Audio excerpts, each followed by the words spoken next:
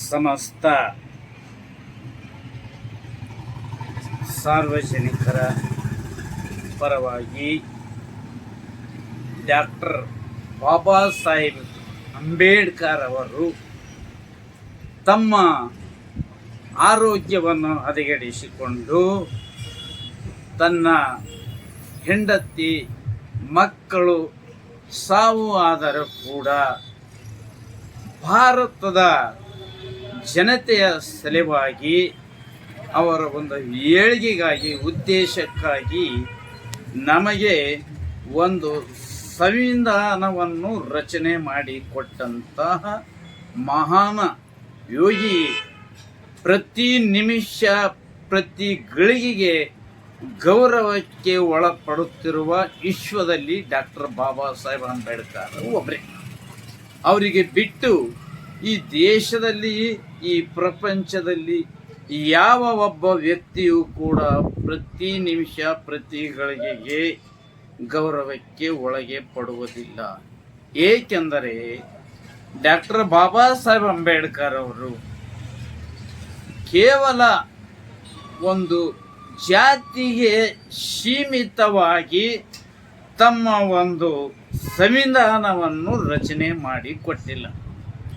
ಅವರು ಹೇಗೆ ಅಂದರೆ, ನಮಗೆ ಸೂರ್ಯ ಇರ್ತಾನೆ, ಸೂರ್ಯ ಮುಳುಗ್ತಾ ಇದ್ದಾನೆ, ಆದರೆ ಈ ಸೂರ್ಯ ಅಂದರೆ ಡಾಕ್ಟರ್ ಬಾಬಾ ಸಾಹೇಬ್ ಅಂಬೇಡ್ಕರ್ ಅವರು ಕೂಡ ಈ ಜಗತ್ತಿಗೆ ಎರಡನೇ ಸೂರ್ಯ. ಹೇಗೆಂದರೆ ಈ ಸೂರ್ಯ 12 ಗಂಟೆ ಆದ ನಂತರ ಮುಳುಗುತ್ತಾನೆ, ಆದರೆ ಬಾಬಾ ಸಾಹೇಬ್ ಅಂತಕ್ಕಂಥ ಸೂರ್ಯದ ಕಿರಣ ಹಗಲು ರಾತ್ರಿ 24 ಗಂಟೆ ಬೆಳಕು ಕೊಡತಕ್ಕಂಥ ಈ ಜಗತ್ತಿಗೆ ಸೂರ್ಯ ಎಂದರೆ ಬಾಬಾ ಸಾಹೇಬರ ಸಂವಿಧಾನದ ಮೂಲಕ. ಏಕೆಂದರೆ ಹಗಲು ರಾತ್ರಿ ಎನ್ನದೇ ಈ ಸಂವಿಧಾನವನ್ನು ಪ್ರತಿಯೊಬ್ಬ ವ್ಯಕ್ತಿಯುಗೆ ಅನ್ವಯಿಸುತ್ತದೆ. ಅಂತ ಒಂದು ಸಂವಿಧಾನವನ್ನು ಈ ದೇಶದ ಜನತೆಗೆ ಬರೆದುಕೊಟ್ಟಿರುತ್ತಾರೆ. ನಾನು ಬೆಣ್ಣಪ್ಪ ಸಿ ಕೊಂಬಿನ್ಕರ್ ಅಡ್ವೊಕೇಟ್ ಜೇವರ್ಗಿ ಅಂತ ನಾನು ಈ ಭಾರತ ದೇಶದ ಸಂವಿಧಾನದ ಬಗ್ಗೆ ಜನರಲ್ಲಿ ಜಾಗೃತವನ್ನು ಮೂಡಿಸುತ್ತೇನೆ. ಏಕೆಂದರೆ ಇವತ್ತಿನ ದಿನ ನಮ್ಮ ಭಾರತ ದೇಶದಲ್ಲಿ ಇರತಕ್ಕಂಥ ರಾಜಕೀಯ ದುಷ್ಟರು ಈ ಸಂವಿಧಾನ ಬಗ್ಗೆ ಮುಚ್ಚಿಟ್ಟು ಎಳೆಯ ಮನಸ್ಸುಗಳಲ್ಲಿ ಮಕ್ಕಳ ಒಂದು ಮನಸ್ಸಿನಲ್ಲಿ ಜಾತಿ ಭೇದ ಭಾವದ ತಾರತಮ್ಯ ಮೂಡಿಸಿ ತಮ್ಮ ಅಧಿಕಾರದ ಆಶೆಗಾಗಿ ಈ ಒಂದು ದುಷ್ಟತನ ವ್ಯವಸ್ಥೆ ಮಾಡತಕ್ಕಂಥ ಇವರು ಭಯ ಉತ್ಪಾದಕರು ಅಂದರೆ ಹೇಗೆ ಅಂದರೆ, ಯಾವ ಮನಸ್ಸುಗಳನ್ನು ವಿದ್ಯಾರ್ಥಿಗಳ ಮನಸ್ಸಿನಲ್ಲಿ ಬೆಳೆಯುವ ಒಂದು ಮನಸ್ಸಿನಲ್ಲಿ ಇವರು ಜಾತಿ ಭೇದ ಭಾವದ ತಾರತಮ್ಯದ ವಿಷ ಬೀಜವನ್ನು ಬಿತ್ತಿರ್ತಕ್ಕಂಥದ್ದೇ ಇವರು ಭಯ ಉತ್ಪಾದಕರು.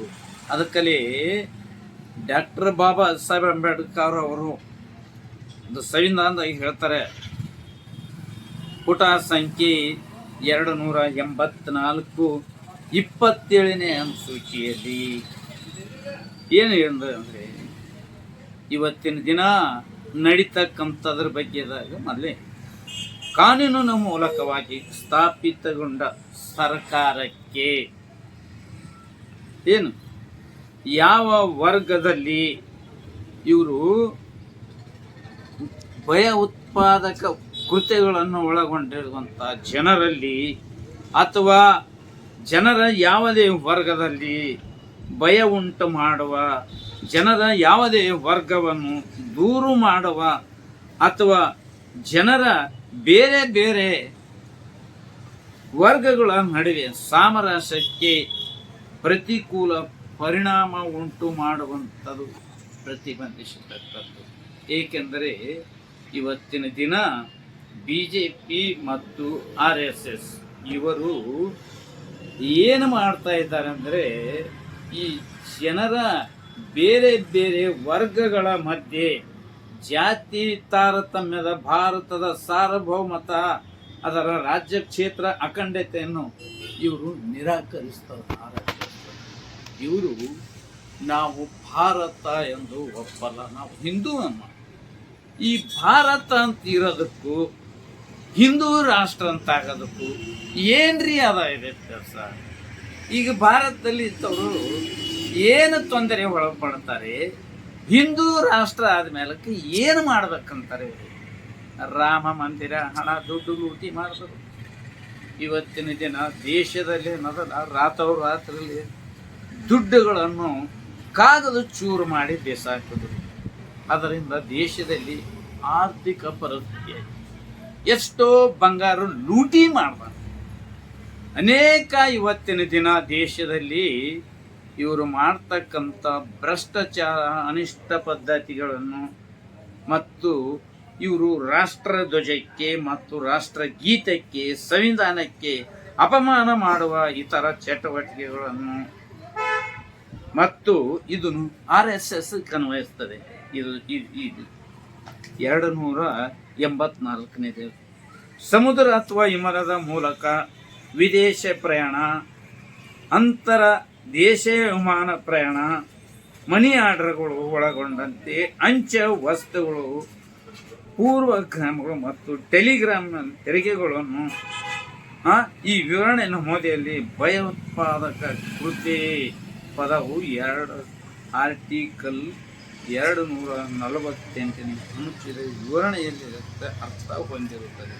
ಅಂದರೆ ಅನೇಕ ದೇಶಗಳಿಂದ ಈ RSS ದುಡ್ಡು ಬರ್ತದೆ. ಅದು ಕೆಲವು RSS ಗುಲಾಮ ಮತ್ತು BJPಯ ಗುಲಾಮರು ಇವರು ಏನಿದಾರ, ಈ RSSನಲ್ಲಿ ಇವರು ಕಪ್ಪು ಹಣವನ್ನು ಇಟ್ಟು ಅಲ್ಲಿ ಅವ್ರ ಕಚೇರಿಗೆ ಭದ್ರತೆ ಕೊಡ್ತಾರೆ. ಈಗ ಪ್ರಿಯಾಂಕಾ ಖರ್ಗೆ ಅವ್ರಿಗೆ ಕೇಳೋದಕ್ಕೆ ಕೆಲವೊಬ್ಬ ವ್ಯಕ್ತಿಗಳು ಹೇಳ್ತಾರೆ, ಪ್ರಿಯಾಂಕಾ ಖರ್ಗೆ ಅವರೇ, ನಾವು ಈ RSS ನೋಂದಣಿ ಮಾಡಲ್ಲ. RSS ನೀವು ನೋಂದಣಿ ಮಾಡಲ್ಲ ಅಂದರೆ ಭಾರತ ದೇಶದ ಸಾರ್ವಜನಿಕರ ತೆರಿಗೆ ಹಣದಲ್ಲಿ ಇವರಿಗೆ ಯಾವ ಪ್ರಕಾರವಾಗಿ ತೆರಿಗೆ ಹಣದಲ್ಲಿ ಭದ್ರತೆಯನ್ನು ಒದಗಿಸಿರುತ್ತೇವೆ. ಇದಕ್ಕೂ ನನ್ನದು ಕಾನೂನು ಪ್ರಕಾರವಾಗಿ ನಿರಾಕರಿಸಿ ಅಲ್ಲಗಳಿದ್ದೇನೆ. ಏಕೆಂದರೆ ಈ ಮೋದಿ ಅಂತಕ್ಕಂಥ ಒಬ್ಬ ವ್ಯಕ್ತಿ ಈ ದೇಶದಲ್ಲಿ ಅನೇಕ ಸಂಘ ಸಂಸ್ಥೆಗಳಿದ್ದಾವೆ. ಆ ಸಂಘ ಸಂಸ್ಥೆದವರಿಗೂ ಕೂಡ ನೀವು ಭದ್ರತೆ ಒದಗಿಸ್ಬೇಕು. ಇವರಿಗೆ ಯಾಕೆ ಒದಗಿಸ್ತೀರಿ ಅಂದರೆ, ನಿಮಗೆ ಅಧಿಕಾರವಿದೆ ಎಂದು ನಿಮ್ಮ ಅಧಿಕಾರವನ್ನು ದುರುಪಯೋಗ ಪಡಿಸಿಕೊಳ್ಳುತ್ತಿದ್ದೀರಿ ಎಂದು ನಾವು ನಿಮಗೆ ಎಚ್ಚರಿಸುತ್ತೇವೆ. ನೀವು ಅನೇಕ ಕೊರೋನಾದಲ್ಲಿ ಅನೇಕ ಸಾವಿರಾರು ಲಕ್ಷ ಕೋಟಿ ಹಣಗಳನ್ನು ಗಡಪ್ ಮಾಡಿದ್ದೀರಿ ಮತ್ತು ಅನೇಕ ಶ್ರೀಮಂತರ ಹಣವನ್ನು RBI ಬ್ಯಾಂಕ್ಲಿಂದ ಅವರು ನೀವು ಲೂಟಿ ಮಾಡಿ ಅವರ ಒಂದು ಸಾಲವನ್ನು ಮನ್ನಾ ಮಾಡಿದಂಥ ದುಷ್ಟ ರಾಜಕಾರಣಿ ನೀವು. ಬಡವರಿಗೆ ನೀವೇನಾದರೂ ರೈತರಿಗೆ ಹಣ ಏನಾದರೂ ರೈತರ ಸಾಲ ಮನ್ನಾ ಮಾಡಿದೆಯಾ? ಇಲ್ಲ. ಇವತ್ತಿನ ದಿನ ಸಾವಿರಾರು ಕೋಟಿ ನಿನ್ನ ಒಂದು ದುರಾಡಳಿತದಲ್ಲಿ ಯಾವುದೇ ಒಂದು ಕಾನೂನು ಮಾಡಿದ್ರಿ. ಏನು ಕಾನೂನು ಮಾಡಿದ್ರಿ? ಯಾವುದೇ ರಾಜಕೀಯ ವ್ಯಕ್ತಿಗೆ ಯಾರೇ ಆದರೂ ಕಾಣಿಕೆ ರೂಪದಲ್ಲಿ ಎಷ್ಟಾದರೂ ರೂಪಾಯಿ ಹಣ ಕೊಡಬೇಕು ಅಂತ ಮಾಡಿ ಚುನಾವಣೆ ಬಂಡವಾಳ ಮಾಡದೆ ಸಾವಿರಾರು ಕೋಟಿಗಳು ಒಬ್ಬೊಬ್ಬ ಉದ್ಯಮಿ ಕಡೆಯಿಂದ ನೀವು ಪಡೆದುಕೊಂಡ್ರಿ. ಅದು ಹಣ ಅವರು ದೇಣಿಗೆ ಕೊಟ್ಟದ್ದಲ್ಲ, ಮಿಸ್ಟರ್ ಮೋದಿಯವರೇ, ಕಪ್ಪು ಹಣ ಲೂಟು ಮಾಡಿ ತಂದು ನಿನ್ನ ಹತ್ರ ಇಟ್ಟುಕೊಂಡಿದ್ದಿ. ಇದು ಕಪ್ಪು ಹಣ. ಈ ಒಂದು ಕಪ್ಪು ಹಣವನ್ನು ಒಂದಲ್ಲ ಒಂದು ದಿನ ನಿನ್ನ ರಾಜಕೀಯ ಇಳಿದ ಮೇಲಕ್ಕೆ, ಏಕೆಂದರೆ CBI, ED ಕೆಲವು ಅಧಿಕಾರಿಗಳನ್ನು ನಿನ್ನ ಕೈಗೊಂಬೆಗಳನ್ನಾಗಿ ಮಾಡಿಕೊಂಡಿದ್ದೆ ಮತ್ತು ಪತ್ರಿಕೆ ಮಾಧ್ಯಮದವರಿಗೂ ಕೈಗೊಂಬೆ ಮಾಡಿಕೊಂಡಿದ್ದೆ ಮತ್ತು ಕೆಲವು TV ಮಾಧ್ಯಮದವರಿಗೂ ಕೂಡ ನಿನ್ನ ಕೈಗೊಂಬೆ ಮಾಡಿಕೊಂಡಿದ್ದೆ. ಯಾರಾದರೂ ನಿನ್ನ ವಿರುದ್ಧವಾಗಿ ಮಾತಾಡಿದರೆ ಅವರಿಗೆ RSSನ ಮುಖಾಂತರವಾಗಿ ಅವರಿಗೆ ಸರ್ವನಾಶ ಮಾಡ್ತಾ ಇದ್ದೆ. ಇವತ್ತಿನ ದಿನ ಪ್ರಿಯಾಂಕಾ ಖರ್ಗೆ ಅವರ ಜೊತೆಗೂಡಿ ನಾನು ನಿನ್ನ ಮತ್ತು RSSನ ವಿರುದ್ಧವಾಗಿ ಧ್ವನಿ ಎತ್ತುತ್ತೇನೆ. ಸಂವಿಧಾನಬದ್ಧವಾಗಿ ನಿಮಗೆ ಒಂದು ದಿನ ಬಂಧಿಸುತ್ತೇನೆ ಎಂದು ಎಚ್ಚರಿಕೆ ಕೂಡ ನಿಮಗೆ ಕೊಡುತ್ತೇನೆ. ಇದು ನನ್ನ ವೈಯಕ್ತಿಕವಾಗಿ ಇಲ್ಲ, ನಾನು ಯಾವ ರಾಜಕೀಯನೂ ಅಲ್ಲ. ನಾನು ದೇಶದ ಸಂವಿಧಾನವಾಗಿ ಇಡೀ ಭಾರತ ದೇಶದ 7 ಕೋಟಿಯ ಜನತೆಯ ಪರವಾಗಿ ನಾನು ಇದನ್ನು ನಿನಗೆ ಪ್ರಶ್ನೆ ಕೇಳುತ್ತೇನೆ ಮತ್ತು ಪ್ರತಿಯೊಂದು ದಿನ ನಾನು ಸಂವಿಧಾನದ ಒಂದು ಪುಟ ಆರ್ಟಿಕಲನ್ನು ಸಾರ್ವಜನಿಕ ವಿದ್ಯಾರ್ಥಿಗಳ ಮುಕ್ತರ ಗಮನಕ್ಕೆ ತಂದು ಮುಂದಿನ ದಿನಗಳಲ್ಲಿ ನಿಮ್ಮಂಥ ಕಾಂಗ್ರೆಸ್ ಆಗಲಿ, BJP ಆಗಲಿ, ದಳ ಆಗಲಿ, ಯಾವುದೇ ಪಕ್ಷದವರಾಗಲಿ, ನೀವು ಸಂವಿಧಾನದ ಕೆಳಗಡೆ ಕೆಲಸ ಮಾಡುತ್ತೀರಿ ವಿನಃ ನೀವು ನಮ್ಮ ರಾಜಕೀಯದಿಂದ ಮಾಡಿನಂತ ಹೇಳಿದರೆ ನಿಮ್ಮನ್ನು ಸಾರ್ವಜನಿಕವಾಗಿ ಖಂಡಿಸುತ್ತೇನೆ.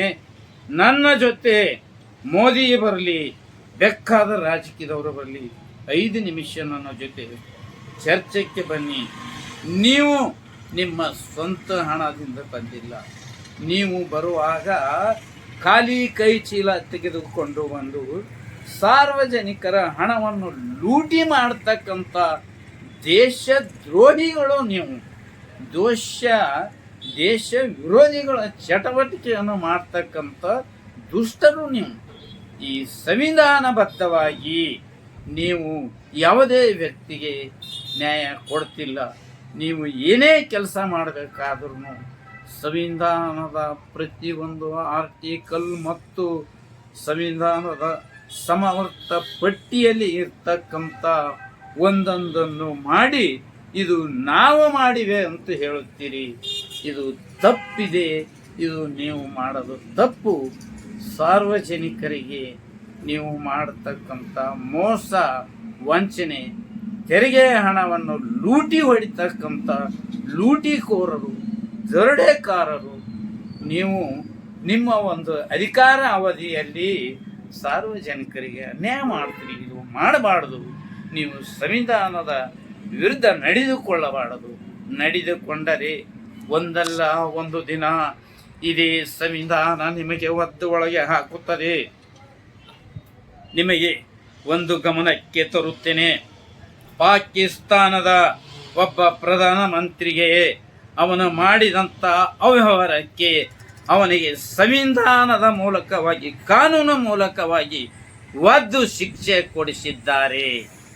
ಒಂದಲ್ಲ ಒಂದು ದಿನ ನಿಮಗೂ ಕೂಡ ಆ ಒಂದು ಶಿಕ್ಷೆ ತಪ್ಪಿದ್ದು ಅಲ್ಲ. ಉಪ್ಪು ತಿಂದವನು ನೀರು ಕುಡಿಯಲೇಬೇಕು. ತಪ್ಪು ಮಾಡಿದವನಿಗೆ ನಮ್ಮ ದೇಶದ ಕಾನೂನಿನಲ್ಲಿ ಕಾಲಾವಕಾಶವಿಲ್ಲ. ಅವನು ಯಾರೇ ಇರಲಿ.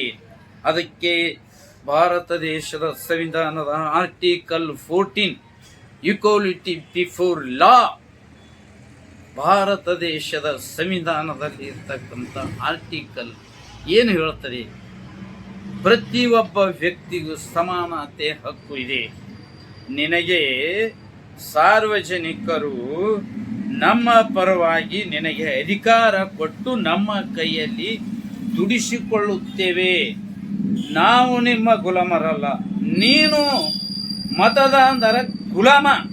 ಮತದಾರರು ಹೇಳಿದ ಹಾಗೆ ಕೇಳಿಕೊಂಡು ಕೆಲಸ ಮಾಡುವುದನ್ನು ಬಿಟ್ಟು ಜಾತಿ ಭೇದದ ತಾರತಮ್ಯ ಮಾಡುತ್ತಿರತಕ್ಕಂಥ ಒಬ್ಬ ದುಷ್ಟ ವ್ಯಕ್ತಿ. ನೀವು ವಿದೇಶಗಳಿಗೆ ಪ್ರಯಾಣ ಮಾಡಿದ್ರಿ, 72-92 ಪ್ರಯಾಣಗಳನ್ನು ಮಾಡಿದ್ರಿ ಮೋದಿಯವರೇ. ಯಾವ ಉದ್ದೇಶಕ್ಕಾಗಿ ಪ್ರಯಾಣ ಮಾಡಿದಿರಿ? ಆ ಪ್ರಯಾಣದಿಂದ ನಿಮ್ಮ ವಿದೇಶಿ ಪ್ರವಾಸದಿಂದ ಇಲ್ಲಿರ್ತಕ್ಕಂಥ ಸಾರ್ವಜನಿಕರಿಗೆ ಏನು ಉದ್ಧಾರ ಆಗಿದೆ? ಅದನ್ನು ನೀವು ಸಾರ್ವಜನಿಕವಾಗಿ ಲೆಕ್ಕ ಕೊಡಬೇಕು, ಸಾರ್ವಜನಿಕರಿಗೆ ಹೇಳಬೇಕು. ಇದು ಸಾರ್ವಜನಿಕರ ಹಣದಲ್ಲಿ 92 ಬಾರಿ ವಿದೇಶ ಪ್ರವಾಸ ಮಾಡಿದೆ. 92 ವಿದೇಶ ಪ್ರವಾಸ ಮಾಡಿ ಅದರಿಂದ ನಮಗಾಗಿರುವ ಆದಾಯವೇನು? ಸಾರ್ವಜನಿಕರಿಗಾಗಿದೆ ಉಳಿತಾಯವೇನು? ನೀವು ಜನ ಉದ್ಧಾರಕರ, ಜಾತಿ ಉದ್ಧಾರಕರು? ಕೆಲವು ಟಿವಿ ಮಾಧ್ಯಮದವರಿಗೂ ಕೂಡ ಹೇಳುತ್ತೇನೆ, ನಿಮಗೆ ಭಾರತ ದೇಶದಲ್ಲಿ ಟಿವಿ ಮಾಧ್ಯಮದವರಿಗೆ ಬಹಳಷ್ಟು ಅಪಾರವಾದ ಗೌರವ ನಂಬಿಕೆ ಇತ್ತು. ಆ ಒಂದು ವಿಶ್ವಾಸ ನಂಬಿಕೆಯನ್ನು ನೀವು ನಿಮ್ಮ ಹಣದ ಆಸೆಗಾಗಿ, ಜಾತಿಯ ದುರ್ಬಲದ ಮನಸ್ಸಿನ ಒಳಗಾಗಿ ನೀವು ಇವತ್ತಿನ ದಿನ ಟಿವಿ ಮಾಧ್ಯಮದ ಮೇಲೆ ಇಡತಕ್ಕಂಥ ಸಾರ್ವಜನಿಕರ ನಂಬಿಕೆ ವಿಶ್ವಾಸವನ್ನು ಕಳೆದುಕೊಂಡಿರುತ್ತೀರಿ. ಯಾವಾಗ ಕಳೆದುಕೊಂಡಿರಿ? ಯಾವ ವ್ಯಕ್ತಿ ಈ ಜಂತರ್ ಮಂತರ್ನಲ್ಲಿ ವಿದ್ಯಾರ್ಥಿಗಳು, ಎಷ್ಟೋ ಜನ ವಿದ್ಯಾರ್ಥಿಗಳನ್ನು ಸ್ಟ್ರೈಕ್ ಮಾಡಿದ್ದಾರೆ, ಅವರ ಬಗ್ಗೆ ಯಾರು ಅವನ ಗುಲಾಮ ಟಿವಿಗಳನ್ನು ಮಾಡಿಲ್ಲ. ಮತ್ತು ಈ ಭಾರತ ದೇಶದಲ್ಲಿ ಕೆಲವು ಸರ್ಕಾರ ಅಧಿಕಾರಿಗಳು, ಕೇಂದ್ರ ಸರ್ಕಾರದ ಇಲಾಖೆ 52-53 ಇಲಾಖೆಗಳು, ರಾಜ್ಯಗಳಲ್ಲಿ 43 ಇಲಾಖೆಗಳಲ್ಲಿ ಆ ಇಲಾಖೆಯಲ್ಲಿ ಇರ್ತಕ್ಕಂಥ ಅಧಿಕಾರಿಗಳು ಕೆಲವು ನಿರ್ಭಯವಾಗಿ, ಗೌಪ್ಯವಾಗಿ ಸಂವಿಧಾನವನ್ನು ನಿರಾಕರಿಸಿ ಜಾತಿ ತಾರತಮ್ಯದಿಂದ ಕೆಲಸ ಮಾಡ್ತಾರೆ ಅಂತೇಳಿ ಹೇಳ್ತೀನಿ. ಹೇಗೆ ಅಂದರೆ, ಮೊನ್ನೆ ಮಲ್ಲಿಕಾರ್ಜುನ ಖರ್ಗೆ ಅವರು ಈ ಭಾರತ ದೇಶದ ಒಬ್ಬ ಪ್ರಧಾನಮಂತ್ರಿ ಆಗತಕ್ಕಂಥ ಪ್ರಬಲ್ಯ ಒಬ್ಬ ರಾಜಕಾರಣಿ, ಅವರು ಒಂದು ಕಾಂಗ್ರೆಸ್ ಸಭೆಯಲ್ಲಿ ಸೇರಿಕೊಂಡಾಗ ಅವರು ಆ ಸಭೆ ಮುಗಿಸಿ ಹೋದ ನಂತರ ಆ ಸ್ಥಳ ಅಪವಿತ್ರವಾಯಿತು ಎಂದು ಸಗಣಿ ಮತ್ತು ಗೋಮೂತ್ರದಿಂದ ನೀವು ಸ್ವಚ್ಛ ಮಾಡಿದ್ರಿ. ಆ ಸಗಣಿ ಮತ್ತು ಗೋಮೂತ್ರ ಅಷ್ಟೇ ಅಲ್ಲ, ನೀವು ಆ ಸಗಣಿ ಗೋಮೂತ್ರನು ತಿಂದು ಸ್ವಚ್ಛ ಮಾಡಬೇಕಾಗಿತ್ತು. ಇವತ್ತಿನ ದಿನ ಅವರಿಗೆ ಆದಂಥ ಅಪಮಾನ, ಅವಮಾನ, ಇದಕ್ಕೆ ಸುಮೋಟೋ ಅಂತಕ್ಕಂಥ ಒಂದು ಕೇಸು ಕೂಡ ನೋಂದಣಿ ಆಗಿಲ್ಲ. ಇದು ನನಗೆ ದುಃಖ ಅನ್ನಿಸ್ತದೆ. ಏಕೆಂದರೆ ಅಧಿಕಾರಿಗಳು ಕೂಡ ಜಾತಿ ತಾರತಮ್ಯದ RSS ಗುಲಾಮರಾಗಿ ಇವತ್ತಿನ ದಿನ ಇಲ್ಲಿ ಸೇವೆ ಸಲ್ಲಿಸ್ತಾರೆ.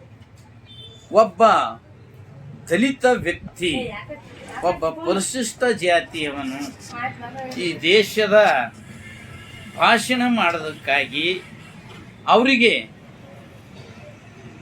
ಅಪವಿತ್ರವಾಯಿತು ಅಂತ ಹೇಳ್ತಾರೆ.